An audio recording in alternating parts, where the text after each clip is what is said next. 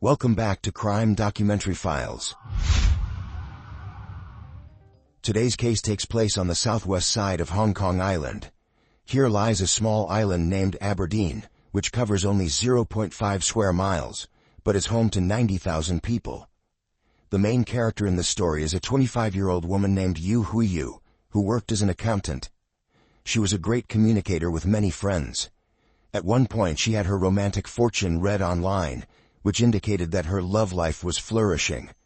However, a master later warned her, "You need to exercise restraint. If you're not careful, you could face deadly consequences." Unfortunately, this ominous prediction came true in a horrifying way. So, what exactly happened? Let's rewind to October 27, 2010. It was a Wednesday, and around 8:30 a.m., some people were fishing along the coast of Aberdeen. The morning sun was shining brightly, the sea breeze gently blew across the sand, and the ocean sparkled like silver. However, in stark contrast to this idyllic scene, near the trash dump on Li Nan Road, the fishermen noticed something unusual floating in the water. Curious, they set down their fishing rods and walked closer to investigate. What they found was shocking. The partially clothed body of a woman, drifting in the water. After regaining their composure, they immediately called the police. The police quickly arrived at the scene and brought the victim's body to shore. The victim was a woman, approximately 5 feet 3 inches, around 25 years old. She was found face down, with her back facing the sky. She was wearing a gray top, but nothing below the waist. There were some injuries on her hands and neck, though they weren't severe. It appeared that she might have collided with some rocks while drifting in the sea. That evening, news outlets reported on the incident, and the following day, several people came forward to identify the body. The police confirmed the victim's identity as 25-year-old Yu Huiyu.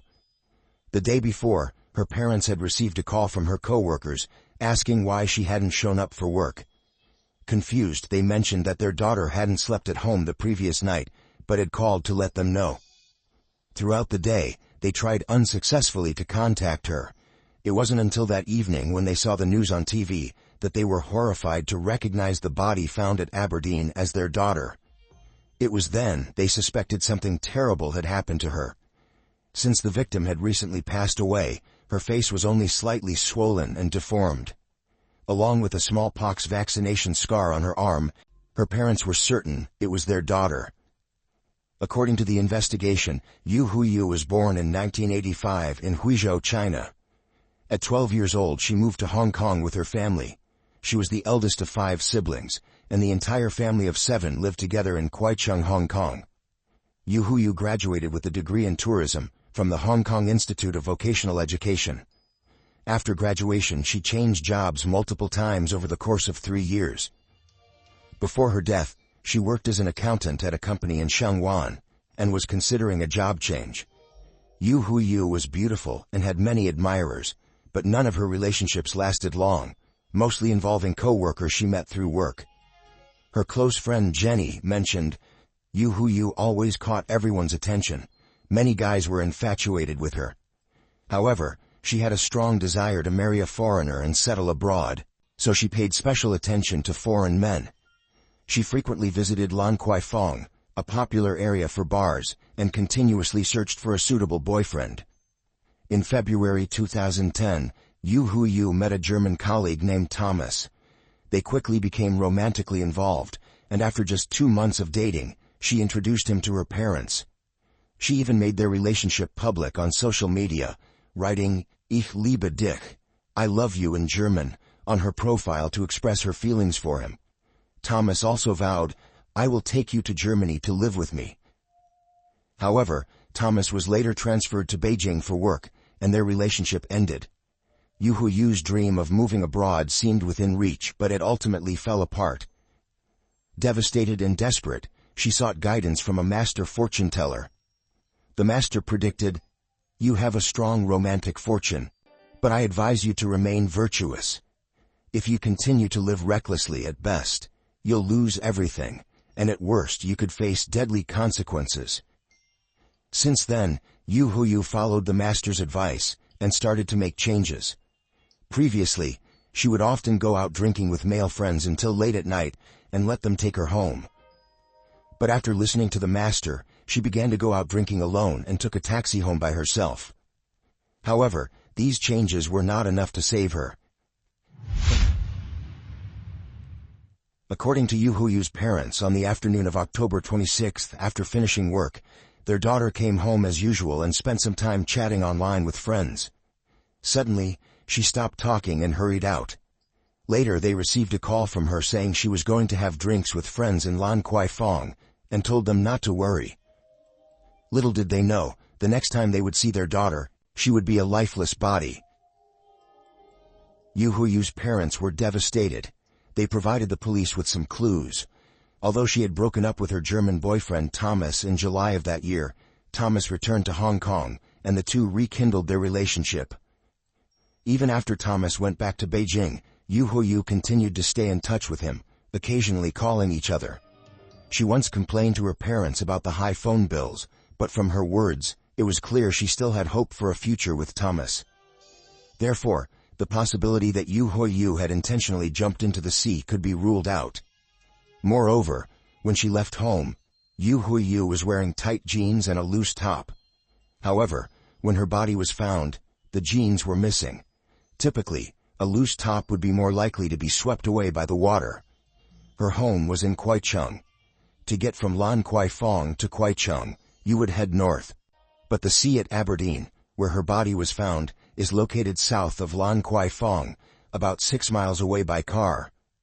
According to Jenny, Yu Huyu had an ex-boyfriend named Ah Fai, who worked as a manager at a convenience store. During the investigation, Ah Fai stated that he had worked the night shifts on October 25th and 26th. The police confirmed that he was not at home on those nights, which made him a potential suspect. His current girlfriend also revealed that he had been acting strangely, almost like he was losing his mind. The police immediately brought Ah Fai in for questioning. He admitted that he still had lingering feelings for Yu Huyu. When they checked his phone records, the police discovered that he had arranged to meet Yu Huyu on the nights of October 25th and 26th. On the first night, Yu Huyu did not show up at the meeting spot. The following night, he also didn't see her, so he ended up hanging out with friends until the next morning. Ah Fai's friends confirmed this to the police.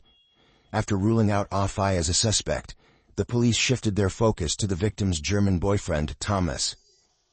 As the victim's parents had mentioned, Thomas and Yu Huyu had broken up once during the 2010 World Cup. After that, Thomas returned to Hong Kong and they got back together. When the World Cup ended in August, Thomas returned to Beijing for work, leaving Yu Huyu behind in Hong Kong. Despite this, she continued to miss her German boyfriend deeply, not only spending a lot on long-distance calls, but also saving up to visit him in Beijing. However, on the day of the crime, Thomas was not in Hong Kong, so he could not have been the perpetrator. The police went to Yu Huyu's home to collect personal items, including her computer.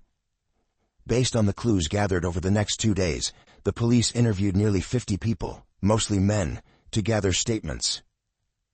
Wen, a restaurant worker who had worked with Yu Huyu, was shocked and saddened to hear of her death. He admitted that while they worked together, he developed feelings for Yu Huyu and tried to pursue her, but his efforts were unsuccessful. Wen mentioned that even though he only worked with her for 3 months before leaving, Yu Huyu's cheerful and friendly personality made her well-liked by everyone at the restaurant. 3 days after the incident, the forensic report was released. The victim had stiff limbs, froth around her mouth, and swollen lungs filled with water, indicating that she was still breathing when submerged. Small blood spots on her eyelids suggested that she had been strangled while still alive. This meant that her heart was still beating when she was thrown into the sea, and she later drowned. The time of death was estimated to be between 7 a.m. and 8 a.m., about an hour before the fishermen discovered her. The police deployed a search team along the Aberdeen coastline to look for Yu Huyu's belongings, but they found nothing. They suspected that Yu Huyu had been murdered elsewhere, and her body was then dumped into the sea at Aberdeen's waterfront. Among the 50 people interviewed, one man caught the attention of the police. His name was Wen Jiankong, 43 years old, standing 5 feet 10 inches with a muscular build. He had passed the police academy entrance exam and later became a patrol officer. Everyone thought his life would go smoothly from there, but in his 7th year on the force he was accused of attempting to assault a colleague's girlfriend. Another source revealed that he was arrested for taking nude photos to blackmail someone.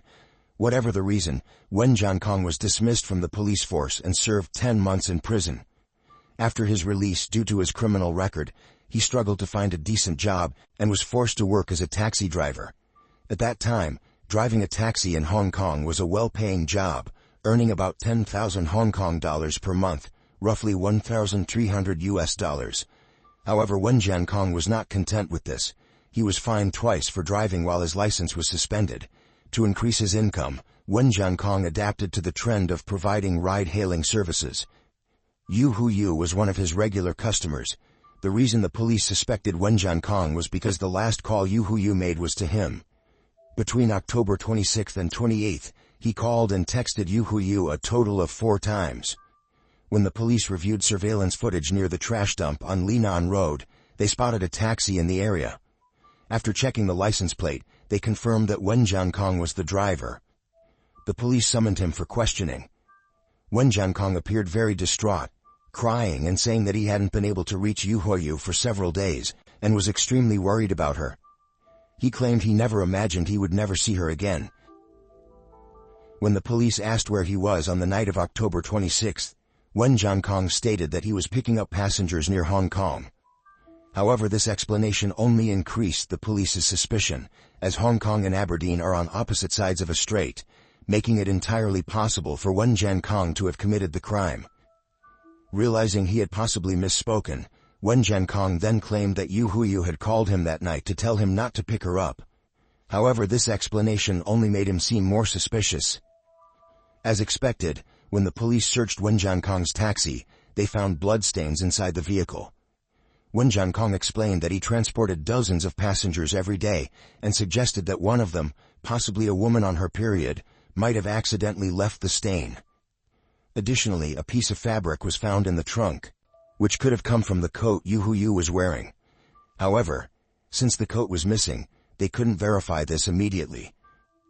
Further investigation revealed that in early October, Yu Huyu had gone shopping with a friend. The friend had liked a coat, but couldn't find it in her size, so Yu Huyu ended up buying it herself.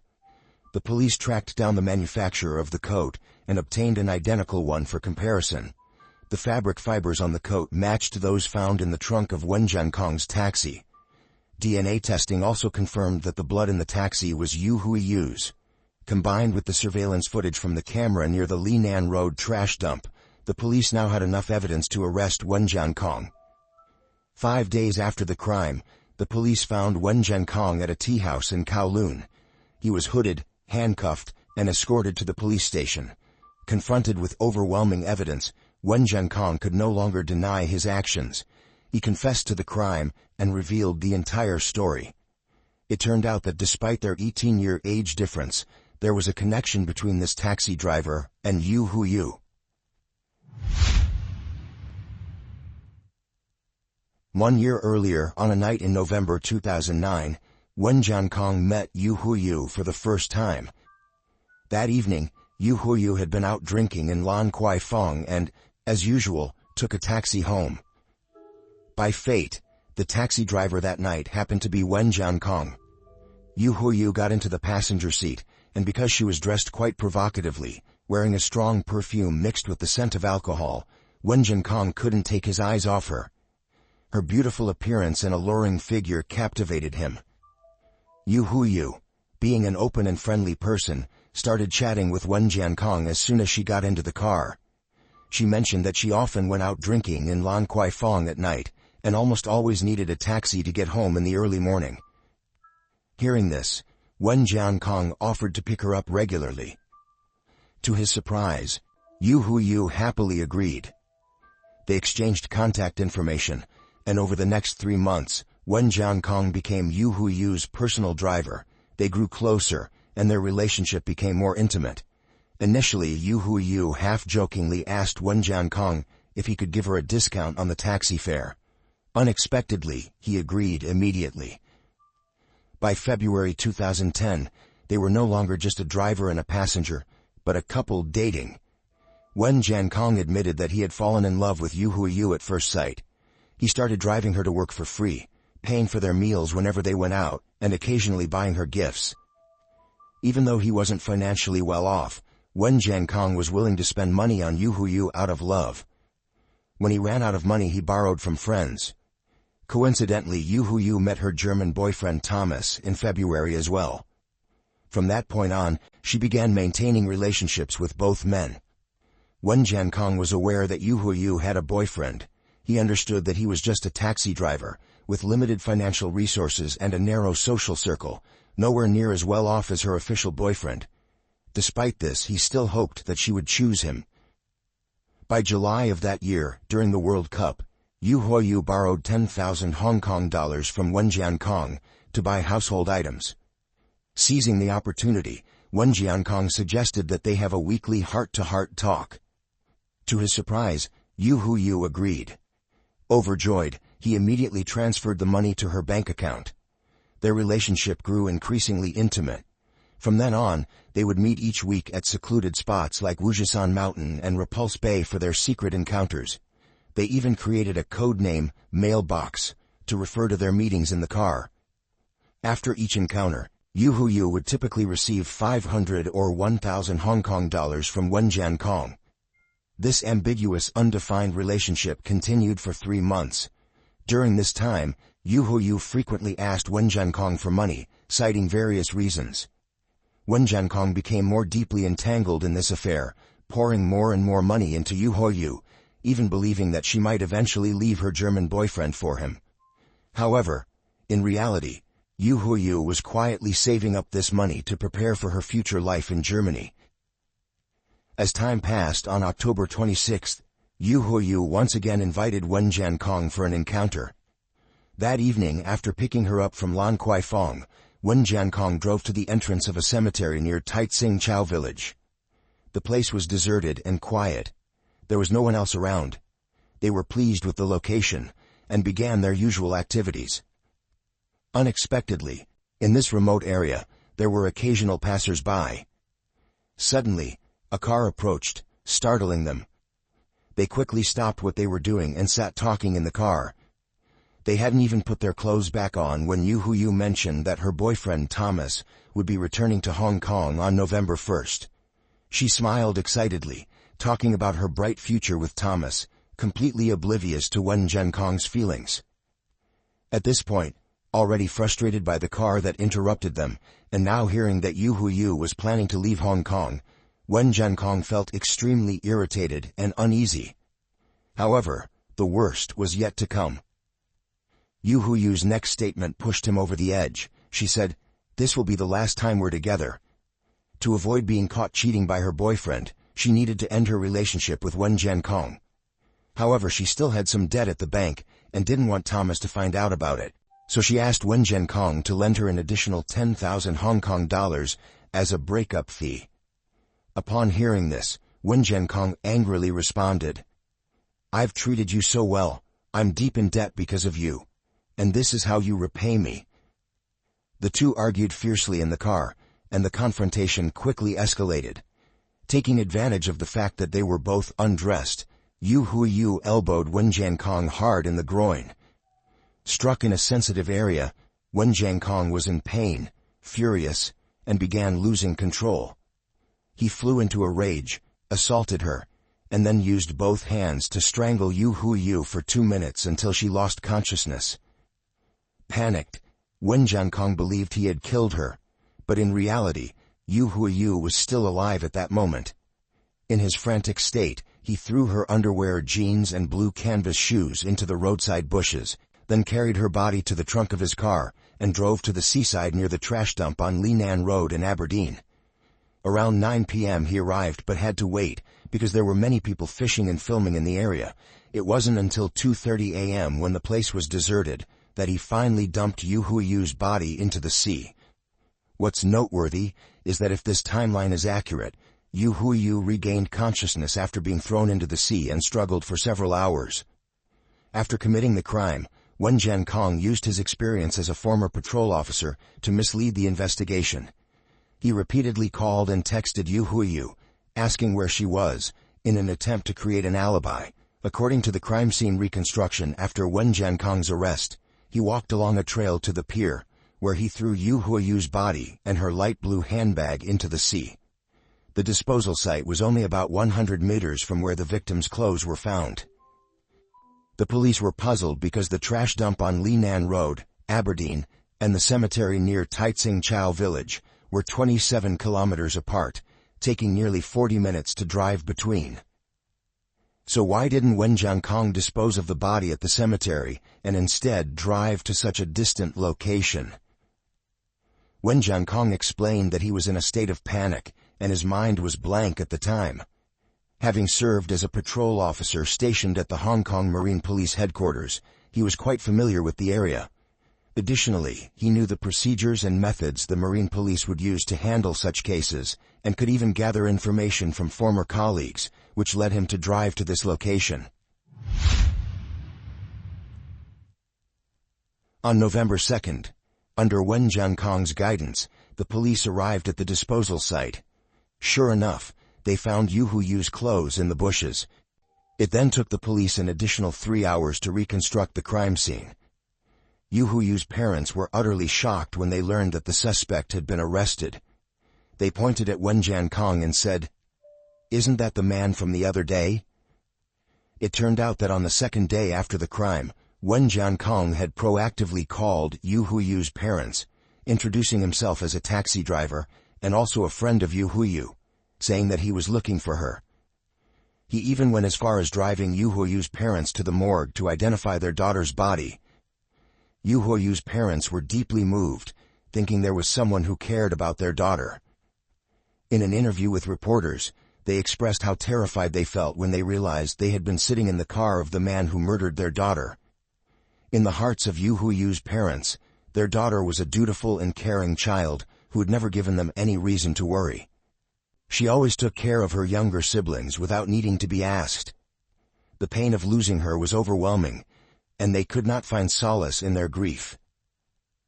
Yu Huiyu's younger sister wept silently as she packed away her sister's belongings. On November 3rd, the Hong Kong Public Prosecutor's Office formally charged Wen Jiankong. The date coincided with Yu Huiyu's burial. 6 months after the incident, in April 2012, Wen Jiankong's trial took place at the Hong Kong East Magistrates Court. He was charged with murder. During the trial, Wen Jiankong learned that Yu Huiyu was still alive when he threw her into the sea. He expressed remorse and cried out in court, stating that it was the greatest regret of his life. However, Wen Jiankong did not plead guilty to murder, only to manslaughter. The prosecutor argued that Wen Jiankong was not acting out of sudden anger, but was fully aware that Yu Huiyu was still alive when he threw her into the sea.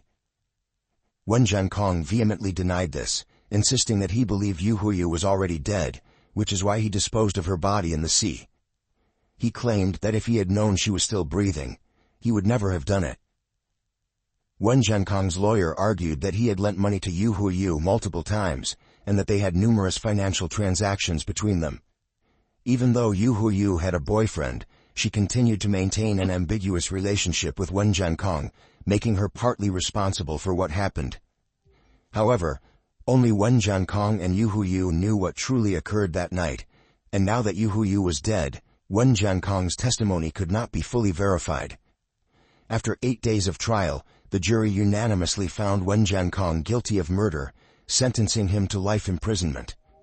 Wen Jiankong's fate was sealed. After nearly 3 years, he finally had to pay for his heinous crime. The rest of Wen Jiankong's life will be spent behind bars. However, not many people believed Wen Jiankong's testimony. Aside from the fact that Yu Huiyu could no longer testify, Wen Jiankong's previous reputation also cast doubt on his claims. His prior dismissal from the police force for misconduct, including attempts to exploit or blackmail with explicit photos, left him widely despised. After murdering Yu Huiyu, he feigned concern by calling her parents, while simultaneously disposing of her body and attempting to fabricate an alibi. Such actions painted him as deceitful and ruthless, There were even rumors that Wen Jiankong frequently picked up passengers in the Lan Kwai Fong area, exploiting intoxicated women by taking them home and assaulting them. Wen Jiankong was far from the innocent person he claimed to be. In this case, it took less than a week from the discovery of the body to the capture of the suspect. The swift and effective investigation by the Hong Kong police was widely acknowledged by the public. Later, the senior inspector in charge of the investigation stated that the court's verdict accurately reflected the truth and the police's efforts. He believed that anyone could see that Wen Jiankong's testimony and evidence lacked credibility. The Yu Huiyu case has come to a close, leaving her family in deep sorrow and serving as a sobering lesson for everyone. Wen Jiankong must now pay for his crime behind the bars of a prison, facing the torment of his conscience every day. As for Yu Huiyu, the young woman with dreams of a better life, she tragically lost her life due to her own mistakes. Perhaps if Yu Huiyu had been content with her life, appreciated the genuine love of those around her, and resisted the temptations of wealth and status, this tragedy could have been avoided. This story also serves as a warning to young women who are enamored with materialism, willing to compromise themselves for a life of luxury. True happiness doesn't come from wealth or fame, but from sincere love and wise choices. The Yu Huiyu case is like an indelible scar, leaving behind pain and a valuable lesson for all of us. That concludes today's video. Thank you for watching. See you in the next video. Goodbye.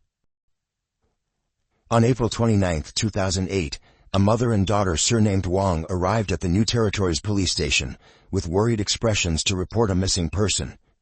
Mrs. Wang stated that her 16-year-old daughter, Wang Jiamei, had been missing for 3 days.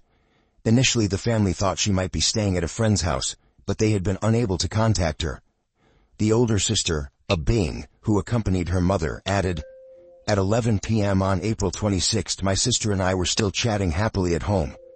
Afterward, we each went to our rooms to rest, and nothing unusual happened. But the next morning, I couldn't find my sister anywhere. I don't know when she left the house or where she went." The family reported that Wang Jiamei had once stayed overnight at her boyfriend's house, but after breaking up, she rarely spent nights away from home. Even when she occasionally came home late, she would always inform the family in advance. There had never been a case of her disappearing for several consecutive days like this. After completing the report at the police station, the mother and daughter returned home. Such disappearances were not uncommon, especially among teenagers of this age. The police officially recorded the case as a missing person and assigned the New Territories Missing Persons Investigation Unit to follow up.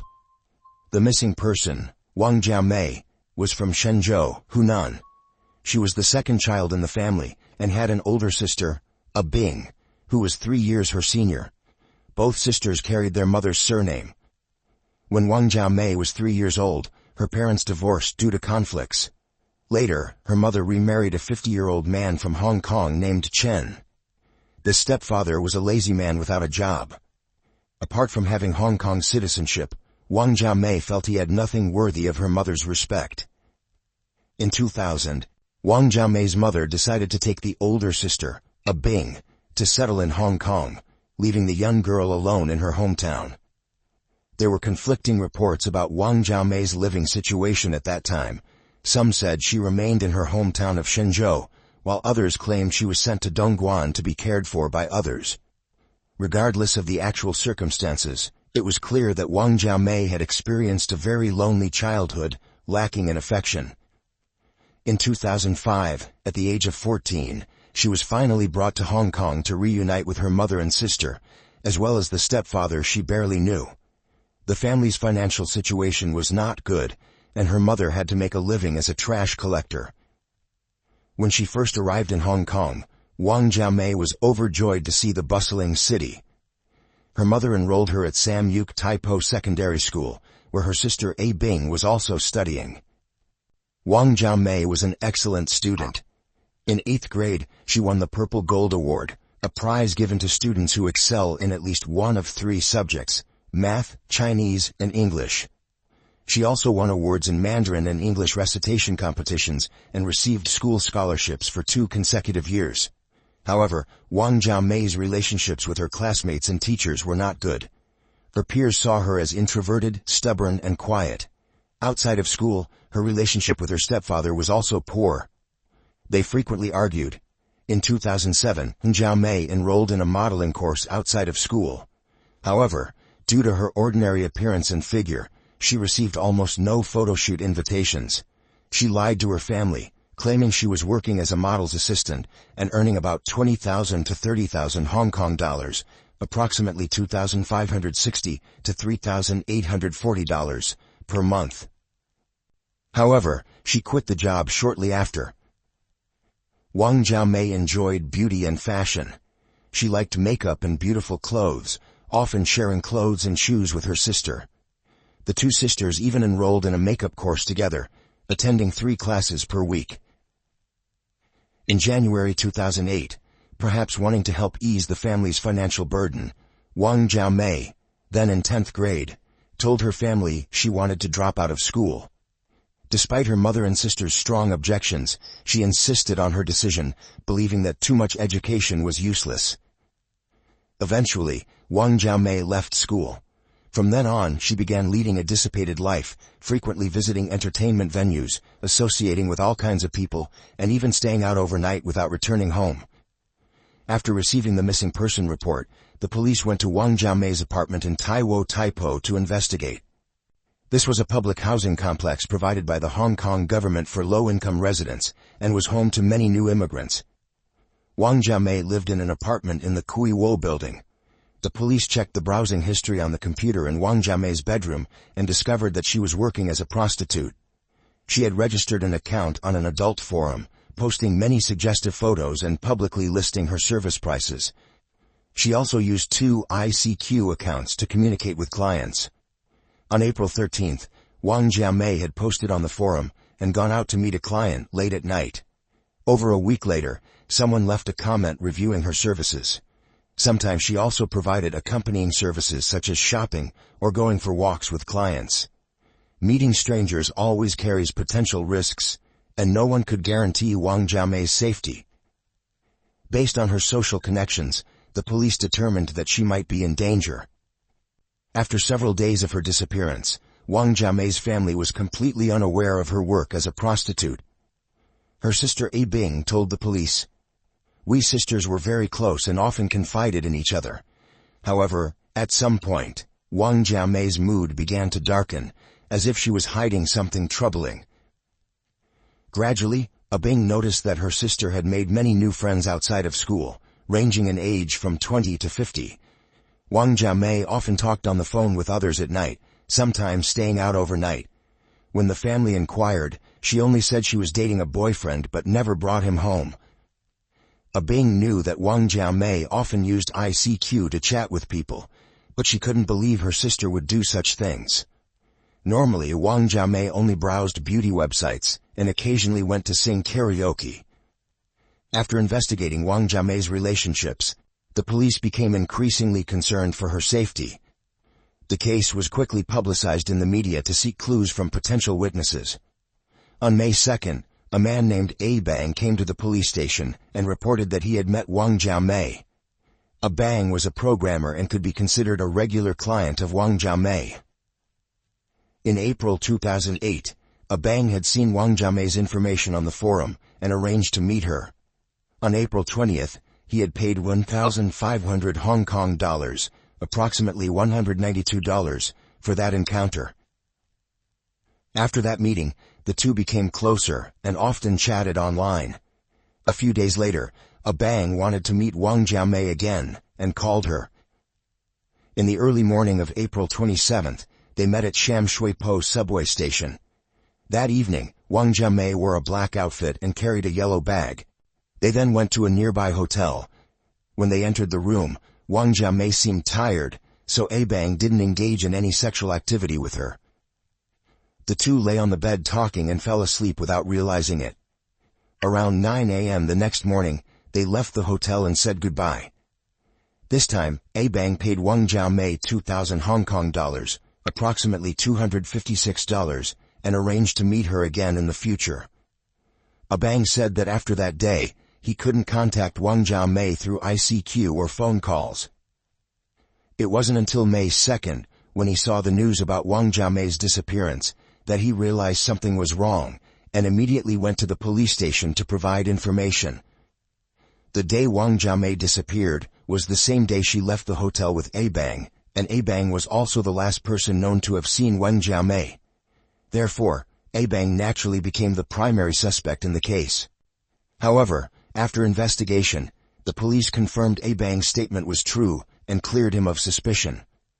According to Abang, that night in the hotel room, Wang Jiamei had confided in him that she wanted to earn money to give her mother a better life.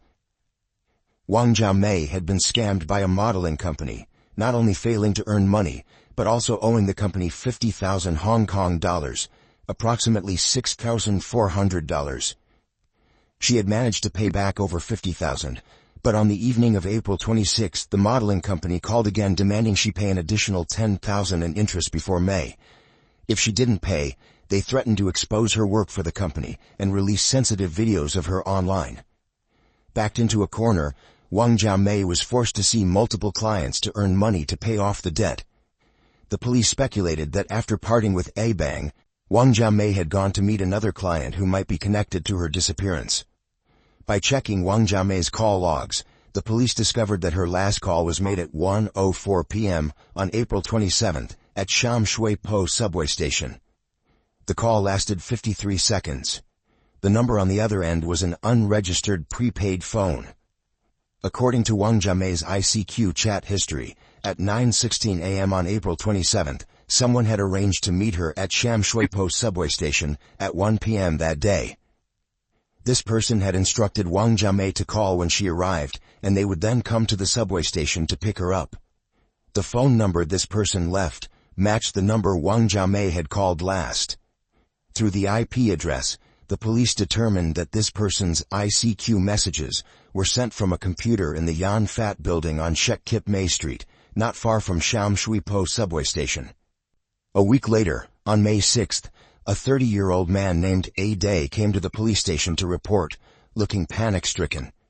A Day stated that Wang Jiamei might have been killed by his friend, 24-year-old Ding Chi Tai. A Day and Ding Chi Tai had known each other and become close friends 15 years earlier when they both worked at a late-night eatery. Although they no longer worked together, the two still kept in regular contact. A Day said that on the evening of April 26, he and Ding Chi Tai had gone out to a bar in Sim Sha Tsui.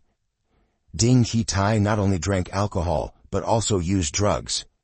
The two stayed at the bar until 7 a.m. the next morning before leaving.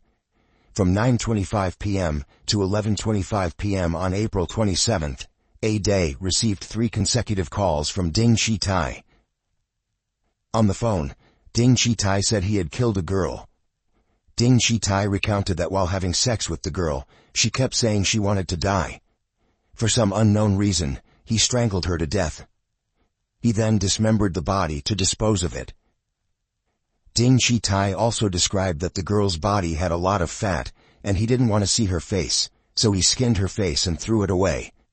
He hid the victim's bones in a pig bone container at a pork stall. Ding Chi Tai's call terrified A Day.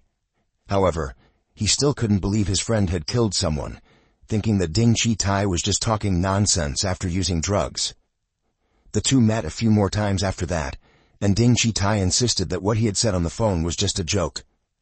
However, in recent days, Adi had been haunted by this incident. Later, when he saw the news about Wang Jiamei's disappearance, Adi noticed that the victim's description and the time of disappearance closely matched what Ding Chi Tai had said on the phone. Adi began to suspect and decided to report to the police. Based on Adi's statement, the police determined that Wang Jiamei's disappearance was not simple. The case was then transferred to the Kowloon West Regional Crime Unit for further investigation.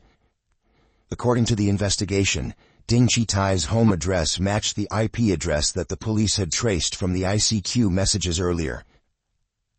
That evening, the crime unit staked out near the Yan Fat building where Ding Chi Tai lived. Around 11 p.m., Ding Chi Tai appeared in the darkness. The police immediately rushed in, subdued him, and took him to the police station. During interrogation, Ding Chi Tai implicated an accomplice, his friend named Hui Chi. claiming this person had helped him dispose of the body. The police quickly apprehended Hui Chi as well. The police searched Ding Chi-tai's apartment in the Yanfat building. In the bathroom, on the floor, walls, door frames, and shower curtain, there were still bloodstains that hadn't been cleaned. Traces of blood were also found on the computer desk, chair, and carpet in the bedroom. Even a CD in the disk drive was stained with blood. DNA test results showed that all the blood belonged to Wang Jiamei. Clearly, this apartment was the scene of the murder. During interrogation, Ding Chi-tai confessed to killing Wang Jiamei and dumping her body into the sea near the Kowloon Ferry Pier. Around 8 a.m. the next day, a group of police officers escorted Ding Chi-tai to the coastal area of the Kowloon Ferry Pier, where he had disposed of the body. By 3 p.m., divers had made 2 attempts to search the seabed, but found nothing. At this point, Ding Chi-tai revealed that he had dismembered Wang Jiamei's body, only throwing the head into the sea. He had cut the other body parts into small pieces and flushed them down the toilet. Some bone fragments were taken to a pork stall in Shek Kip Mei and mixed with pig meat. The murderer's confession shocked the police. Since the incident had occurred over 10 days ago, some bone fragments might have already been sold to customers. When the case was made public, it sent shockwaves through society. The information that Ding Chi-tai had disposed of human remains at a pork stall caused great panic among local residents. Rumors spread online that Wang Jiamei had gone to the Yanfat building on the day of the incident to participate in a group sex party with Ding Chi-tai and others. Due to Wang Jiamei's habit of using drugs before working, she had allegedly died from a drug overdose. To avoid punishment, Ding Chi-tai and Hui Chi had allegedly dismembered the victim and disposed of the remains in the sea and at the pork stall. However, after investigation, the police confirmed this information was inaccurate. At the time of the incident, Hui Chi had a reliable alibi. He was not involved in the case and did not help Ding Chi-tai dispose of the body as Ding Chi-tai had initially claimed. After further investigation, the police were able to piece together the sequence of events. Early that morning, after leaving the bar at 7 a.m., Ding Chi-tai continued to use drugs. When he got home, he still felt high and couldn't calm down. In his drug-induced state, Ding Chi-tai contacted Wang Jiamei. After 1 p.m., they met. Ding Chi-tai took Wang Jiamei back to his apartment. They both used drugs and then had sex. Around 3 p.m., Ding Chi-tai woke up. He was shocked to find Wang Jiamei lying motionless on the bed, with bloody foam at her mouth and her body already cold. Ding Chi-tai realized he had killed someone but couldn't remember the exact details. He only recalled that he had strangled the victim for about 1 to 2 minutes. Initially, Ding Chi-tai was terrified when faced with Wang Jiamei's death. But within 5 to 10 minutes, a plan to dismember and dispose of the body flashed through his mind. Ding Chi-tai chose to dismember the body, thinking it would be harder to detect. It took him 6 hours to dismember Wang Jiamei's body. Just draining the blood took 10 to 15 minutes. During the process of handling the body, he found it difficult to skin and remove the flesh simultaneously, so he came up with the idea of skinning first, then removing the flesh, similar to how pigs are butchered. To avoid clogging the toilet, he cut the body into small pieces and flushed them down in multiple batches. When dealing with fingers and toes, he flushed the toilet after disposing of each one to ensure they were completely gone. At 10 p.m., Ding Chi-tai began processing the bones that couldn't be flushed down the toilet, such as arm bones, leg bones, and the spine. He decided to remove all the flesh, making them less recognizable as human bones to easily mix with pork later. He then took the victim's head on a bus to the Kowloon Ferry Pier and threw it into the sea. Apart from the head disposed of in the sea, Ding Chi-tai divided the remaining 10 parts of the body into 2 portions and dumped them at a pork stall on Shek Kip Mei Street. Before his arrest, Ding Chi-tai continued his normal life, eating and enjoying himself. During this time, he called AD several times, which ultimately helped the police track him down. The police asked Ding Chi-tai if he had ever worked in jobs related to anatomy or selling pork before, and if he had taken photos of the dismemberment process. He denied all of these. Every action of Ding Chi-tai was carefully calculated. Even the reason for taking the victim's head on a bus to dispose of it, then taking another bus home, had its purpose. He believed that traveling by bus would be less likely to attract police attention, thus minimizing the risk.